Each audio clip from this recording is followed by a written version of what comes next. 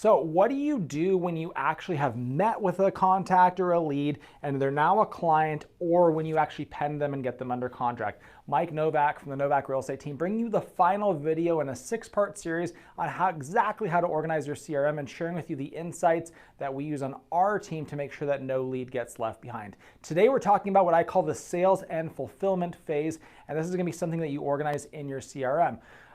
The sales part is going to be broken down into buyer consultations and listing presentations. Let's start with buyer consultations. We organize those into 3 different lists. The first is buyer consultation needs to occur.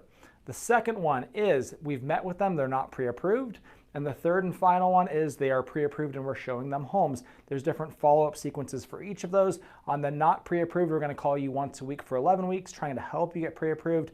On the showing homes, we're gonna reach out to you twice a week and try to get you out looking at properties. We know there's a direct correlation between contacting you to get you out to look at homes and getting you under contract. The more homes you look at, the quicker you can get under contract and actually buy one. So we got to get you out there looking at them. On the listing side of things, we're going to go ahead and follow up with you once you're in the pre-listing phase and the active seller phase. So after you've met with them, then you're going to go ahead and call them every single week once they're pre-listed, and then every week once they're active seller as well, just touching bases with them, sharing with them the insights on what's going on with their property. On the pre-listing, it's all about making sure that they getting their home ready to go on the market. Our pre-listing plan is 6 weeks long, kind of working back from that date to get everything lined up for taking the listing live.